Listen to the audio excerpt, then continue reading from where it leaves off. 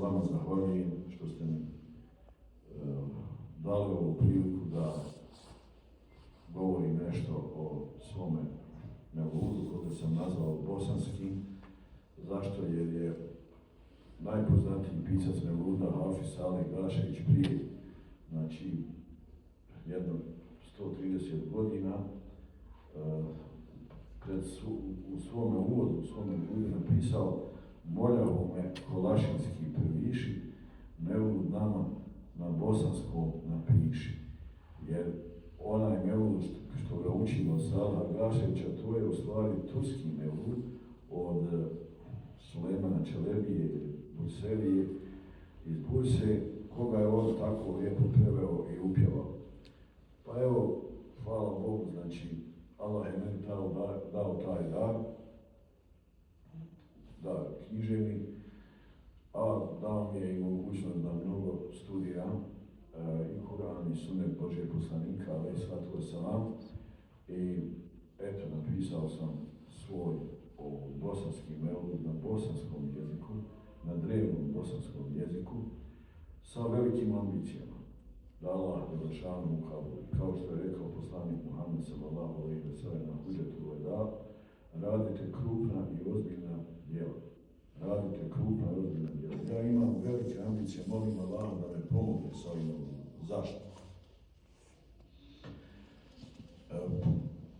Zato što živimo u vremenu najteže islamofobije. Šta znači islamofobija? To znači mržnja prema islamu, mržnja prema Kur'anu i Kerimu, mržnja posebno prema Muhammedu, alejhi salatu vesselam. Vi pratite vijesti, vi znate o čemu je riječ. Austrija jest, alhamdulillah, prijateljska zemlja. Mi smo njoj zahvalni. Ona ipak nama dopušta ovdje da svoju vjeru poštujemo, da klanjamo. Evo, vidio sam da ćete, ako Bog da, sad mi je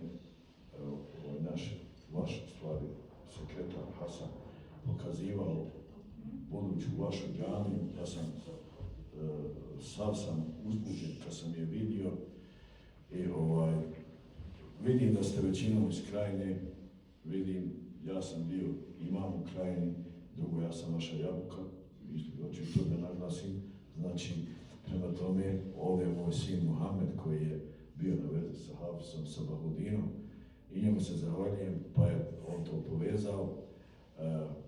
Znači, u vremenu te islamofobije, draga braćo, cijenjene sestre, znači, moramo razumjeti otkud se ona pojavila, jer otkad je postoji, od pojave Božijeg poslanika, alejhi salatu vesselam, do danas imate islamofobiju i mržnju i napade na Muhameda, alejhi salatu vesselam.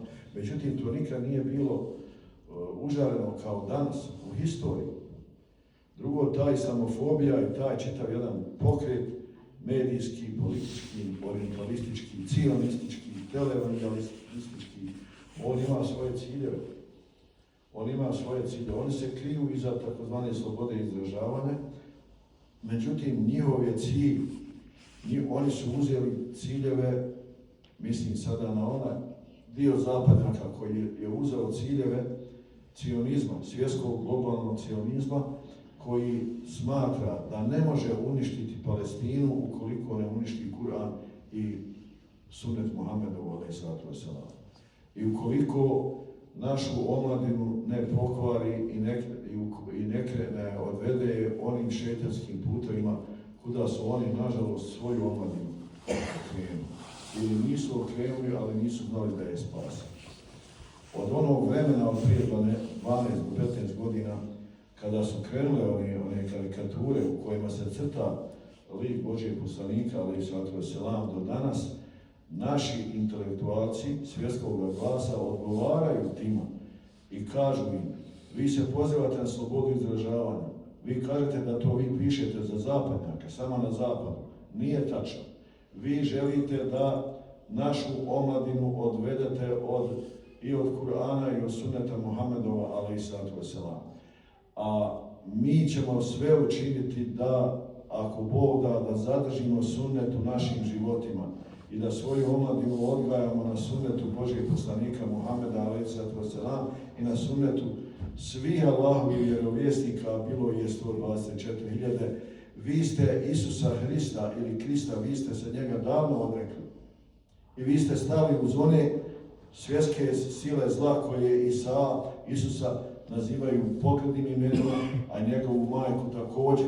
Znate na što mislim i o čemu govorim. Vi ste uz njih stali. Muhammed a.s. je za nas Hatemu nebijin, kao što ga je nazvao Kur'an Kerim, on je pečat svih vjerovjesnika. I mi muslimani ne čuvamo samo Muhammeda sallallahu alejhi ve sellem. Mi čuvamo sve Božje vjerovjesnike. I mi znamo da bez vjerovjesnika nema odgoja. Niko ne može odgojiti nove generacije u Allahovom moralu, u ahlaku, bez useva, odnosno bez uzora, odnosno bez usveta, a to je uzor Muhammed sallallahu alejhi ve sellem, kao što kaže Allah dželešanu, za njega i za sve Božje vjerovjesnike. Ja sam malo prije vidio, ovih sam dana u Austriji, bio sam ovdje prije 10-12 godina, moja familija, dobar dio moje familije isto živi ovdje u Austriji, u Švicarskoj i tako dalje. Otprilike znam ovo stanje, ali vi znate bolje. Znači, znam stanje u Bosni i Hercegovini, braćo i sestre, mi propadamo. Nije beznadno, nije sada da, ako Bog da, mi ćemo pobijediti, ali moramo razmisliti o uzrocima naše propasti i moramo razmisliti gdje je lijek od toga da je dobar dio nas odustalo od vjere naše, stidi se muslimanskog projekta, odustalo od imena, odustalo od sunneta, od običaja naših, odnosno odustalo od zdravlja naše vjere. Pa problem je u tome što ne znamo vrijednost sunneta i što smo gubeći sunnet Božjeg poslanika, a.s. mi zapravo gubimo vjeru svoju. Onaj pisac koji je porijeklom iz Austrije, vama poznati Muhammed Asad, kaže da je sunnet Božjeg poslanika, a to znači detaljno razrađeni Kur'an i Kerim. Sunnet je drugi Kur'an, razumijete? Sunnet je drugi Kur'an, mi muslimani vjerujemo u 3 Kur'ana, malo kasnije ću vam jasno koja su to 3 Kur'ana. Sunnet je, veli Muhammed Asad, sunnet je ona konstrukcija jedne zgrade. Ako je konstrukcija te zgrade jaka, zidovi, razumijete me, ove poluge i sve, ako je to jako, jaka je zgrada. Zgrada je tako isto sunnet. Ako je on jak, onda je jako i to društvo. I obrnuto. Ja sam napisao Mevlud da Allah ukabuli da bi vraćao naš narod sunnetu Muhammedovom a.s. Da bi ga vraćao ašku ili ljubavi prema Allahu dželešanu, prema Allahovom vjerovjesniku Muhammedu sallallahu alejhi ve sellem. Da bi obnovio tradiciju učenja Mevluda. Jer su Mevludi, braćo i sestre, to je put da se mi okupljamo i da veličamo Allaha dželešanu i donosimo salavate na njegovog poslanika i da tako naša vjera da tako čuvamo svoju vjeru. Obrnuto, ako nastavimo ovako, ako pustimo da sunnet odumire, onda nas čekaju sve teža i teža vremena. Koja su to 3 Kur'ana o kojima sam malo prije govorio? Jedan Kur'an je Mushaf, Allahova dželešanu knjiga, kitab. Drugi Kur'an je El-Kem, čitav svemir koji je prepun Allahovi dželešanu ajeta ili šifara, znakova Allahu dželešanu. I treći Kur'an je Muhammed sallallahu alejhi ve sellem. To su uzroci našega napretka. Znači, vjerovanje ili slijeđenje sve 3 ova Kur'ana. A to znači da učimo Allahu dželešanu knjigu Kur'an i Kerim, da slijedimo Muhammeda pejgambera kao el-hedi, kao jedin in el-hedje, hedi Muhammed sallallahu alejhi ve sellem. Znači, jedina uputa je uputa preko sunneta Božjeg poslanika, ali i da istražujemo svemir. Malo prije su mi vaši ljudi pričali o tome, hvala Bogu, kako u Austriji više Bošnjaci nisu samo na bauštelama, nego eto ušli u parlamente i to više nisu zašto je Bošnjaci su muslimani kojima je Allah Đelešanu rekao istražujte ovaj svemir. Ako možete, veli Kur'an i Kerim, suri Ar-Rahman, prodrite u katove nebesa, svih 7 katova nebesa, kako i Kur'an i Kerim naziva. Istražujte društvo u kome živite, učite i tako dalje. U ime Allaha Đelešanu. U ime Allaha Đelešanu. Znači, moj mevlud treba da nas vrati samima sebi, kako bi rekao. Sad se i možete zapisati, a dobro profesore, pa imamo mevluda. Što će sada novi mevlud? Što će, koja je svrha? Ja naravno ne želim da obezvrijedim, ne dao Bog, svoje učitelje, i Gaševića, i Rešada Kadića, Bašagića, ima još neki pokušaj mevluda, Akifa Sarajliju, recimo, koji se uči, čiji se mevlud uči u Sandžaku i tako dalje. Ne želim, ne dao Bog. Dapače, ja njima, kako bi rekao, odajem počasti u svojoj knjizi. Razumijete mi, jer oni su moji učitelji. Međutim, ti mevludi su bili mevludi za svoje vrijeme. Oni danas ne mogu da prenu našu omladinu da bi shvatila važnost aška, važnost sunneta Muhammedovog, alejhiselatu vesselam. Ne mogu. Ja sam sve učinio, znači, da sačinim ne samo pjesnički spjev, nego da napravim jedno naučno djelo.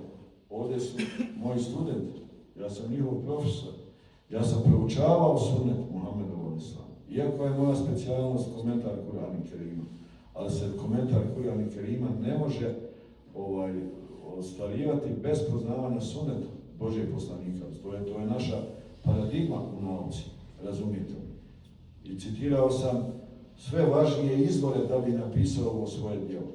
I to djelo na ehli sunnetu vel džematu, u akidi ehli sunneta vel džemata, razumijete, koga mi slijedimo od pamtivijeka i slično. Da bi pogotovo nove generacije, da bi i shvatili, da bi razumjele šta je to mirađ. Wallahi billahi, kad čitaju danas Gaševića, slušaju kad se on uči, skoro ništa ne shvataju šta je to mirađ. Ali ja sam opisao mirađ na temelju, znači, sure koja o njemu govori i na temelju Sahihu Buharija i drugih zbirki i tako dalje. I onda će oni otprilike da vide tu veliku, jednu od najvećih muđiza Božjeg poslanika, sallallahu alejhi ve sellem. Drugo, moj mevlud ima oko 1200 bejtova, razumijete. On se ne može proučiti za jedan dan, recimo za jedan, što se kaže, mevlud kao događaj, ili za jednu noć, pa treba ti 4-5 sata. Nego sam ja napravio uvod, pa kažem tamo koji se dijelovi uče za vesele događaje, koji za tužne događaje. A što je najvažnije, ovdje u svakoj primjerku vi imate takozvani QR kod, gdje su najpoznatiji učači naši ilahija koje je Hafid malo prije spomenuo, ima i 31 i glumci, profesionalni recitatori, 5,5 sata, znači oni uče moj mevlud. Tako da svako od vas, znači, ima ovdje QR kod i može da ga postavi na svoj mobilni i da sluša mevlud i da ga nauči da uči. I da ga nauči da uči. Moj cilj nije ovdje da moj mevlud bude u vašim vitrinama i da tako šuti. Nije ni to cilj.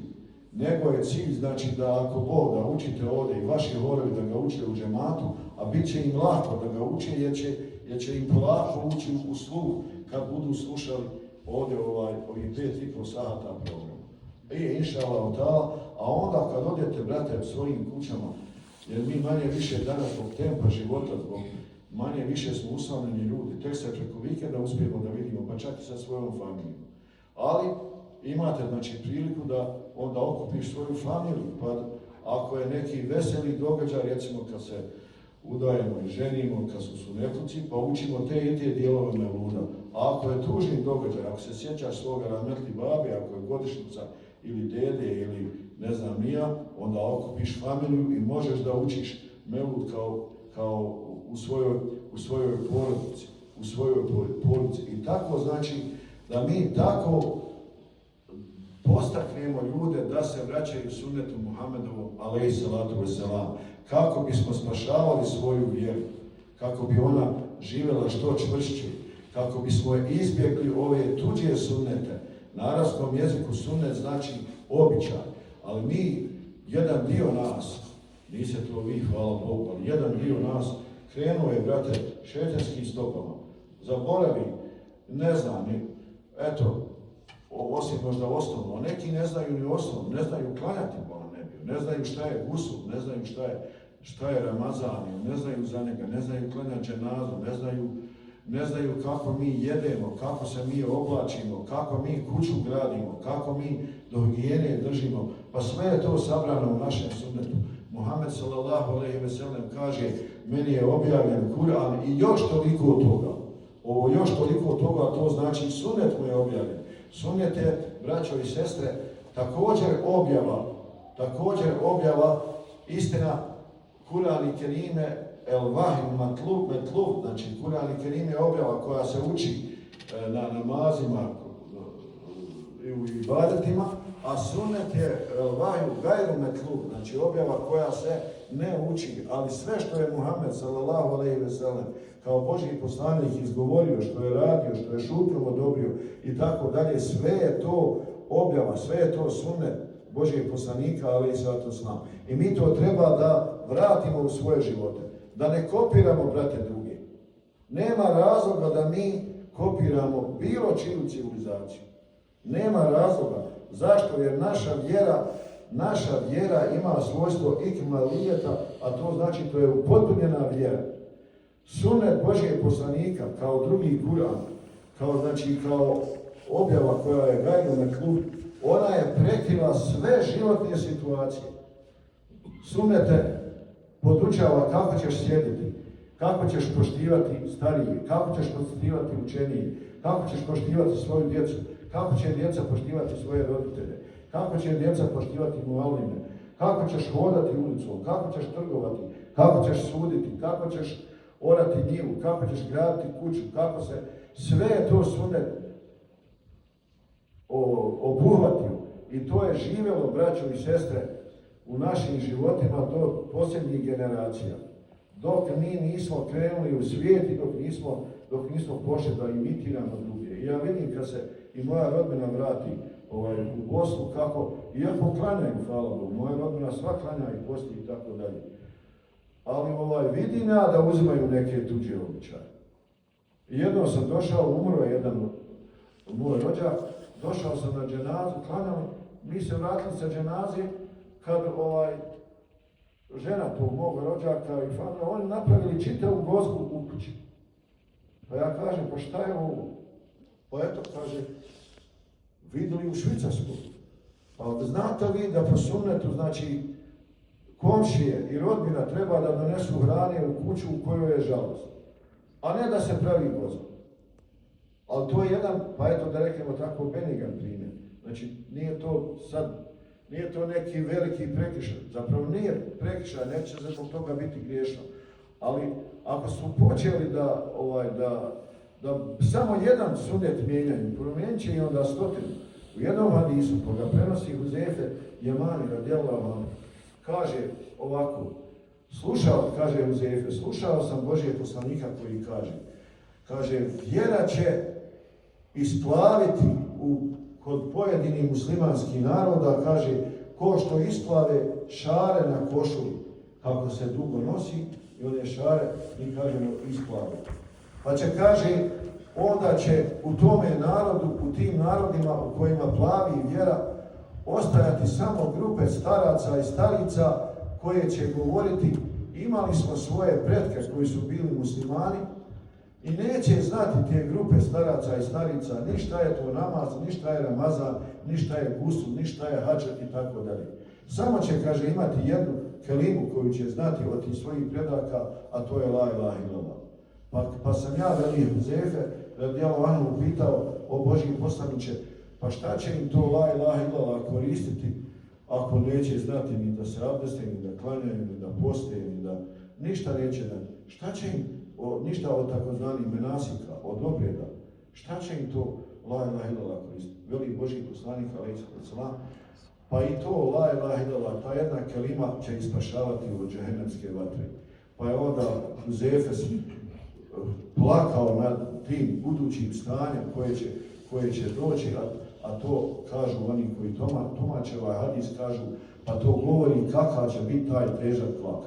Jasno vam je, braćo, na što aludiram.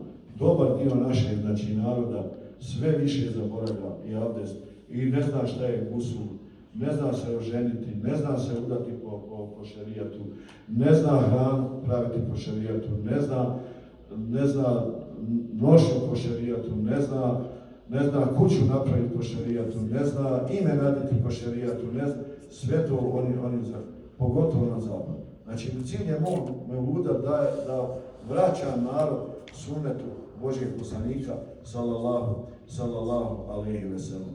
Također, ja sam napisao mevlud na starom bosanskom jeziku, objasnivši sve one riječi koje mi polako gubimo usred ove modernizacije, objasnivši tako da ljudi znaju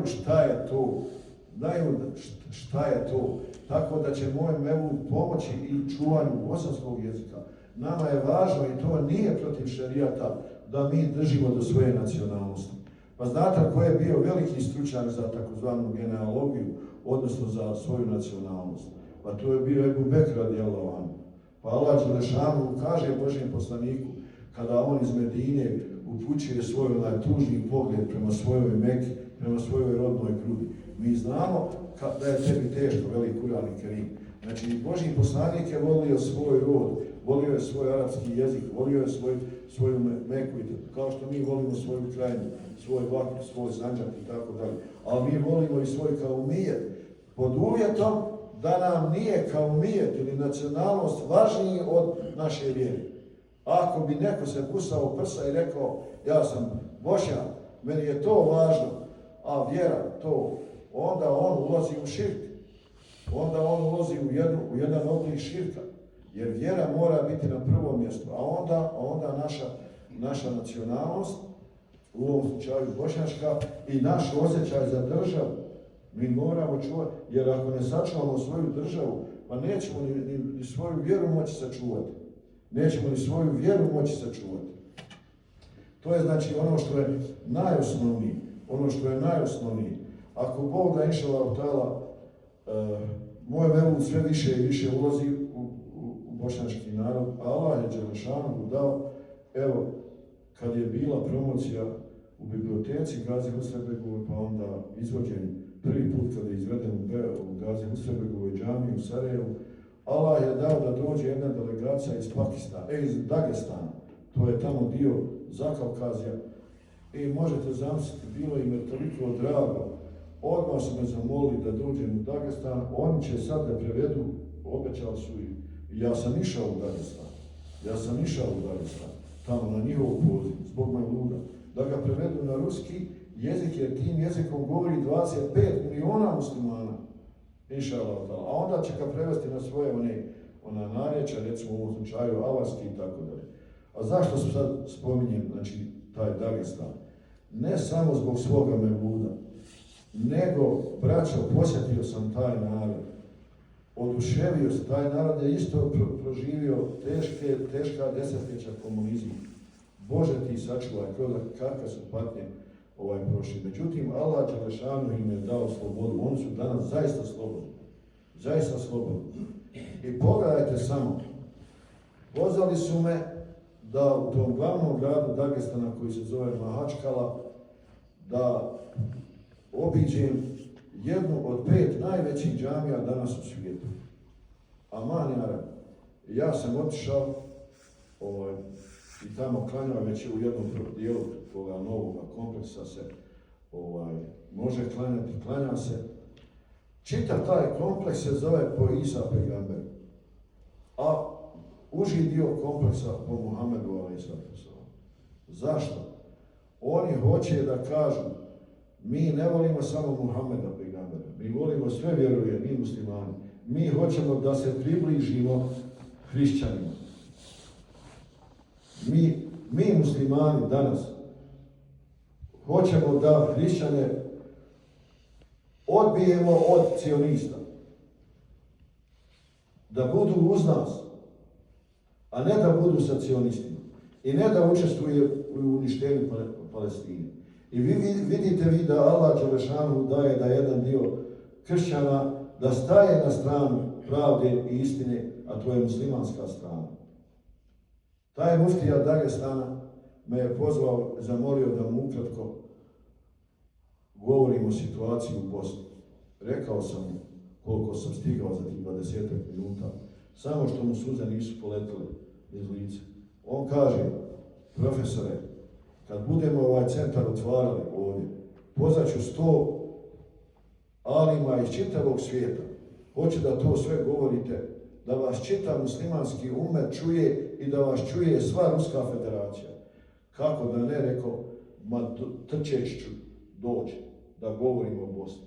I da radim sa vama na tome da se približimo hrišćanima, da im kažemo, i kršćanima, i katolicima, i protestantima, i pravoslavcima, da im kažem, mi nismo sljedbenici teroristi Muhameda sallallahu. Mi smo ljudi mira.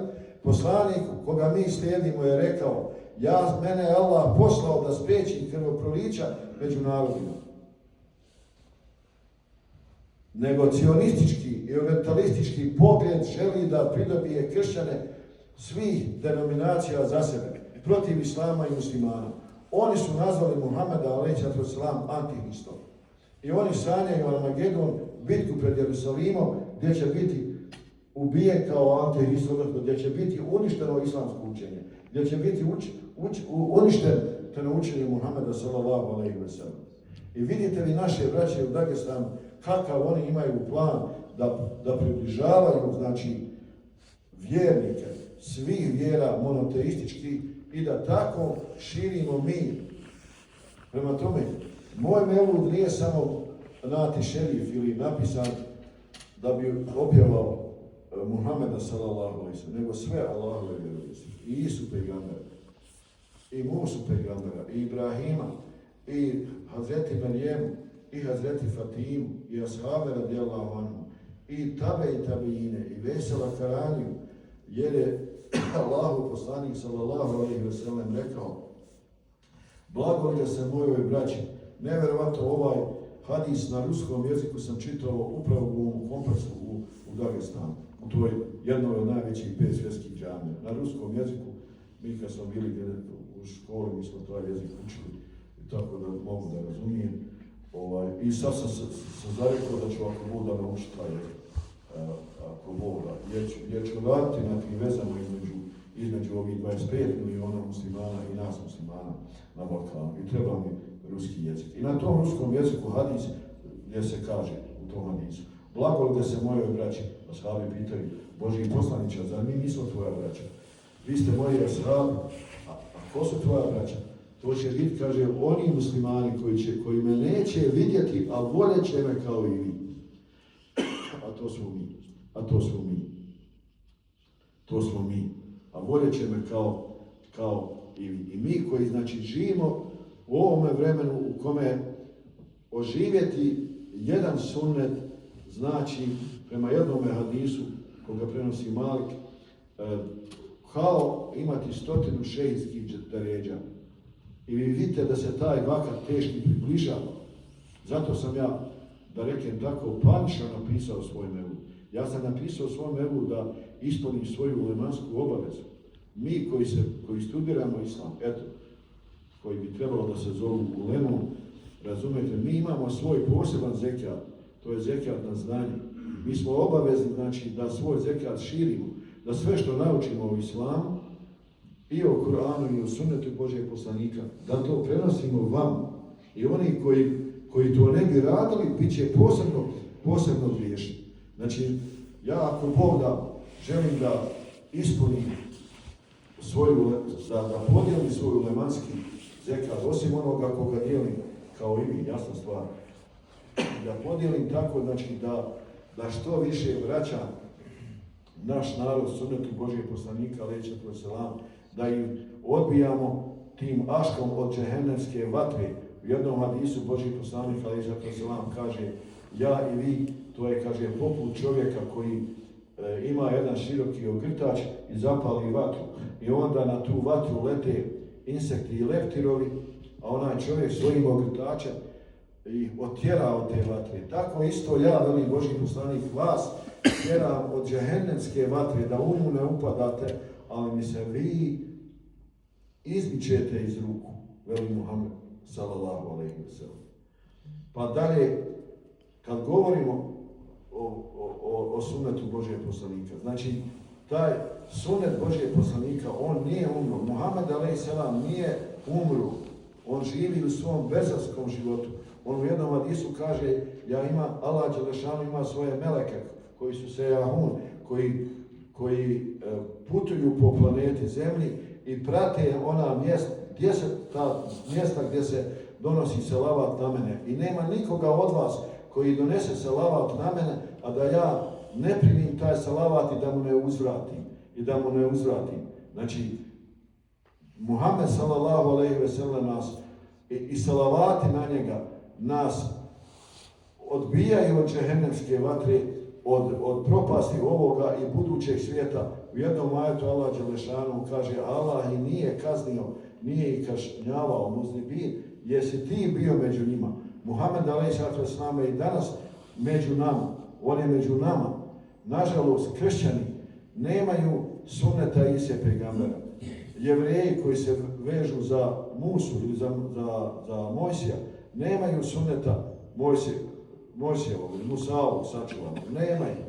A mi imamo sačuvan čitav svoj sunnet, imamo sačuvani najmanje 29.000 hadisa koji se nalaze u imame Ahmedovom musnedu i prema tome svi su oni sahih. O tome ćemo uskoro objaviti jednu knjigu. Nadam se da će kad izađe ta knjiga, da će Hafiz Zbavitelj, njegov brat, naš student, ako Bog da, od profesora Azamija, koja odgovara na pitanje otkuda toliko hadisa i jesu li ti hadisi, jesu li oni sahih, da li to ispravno?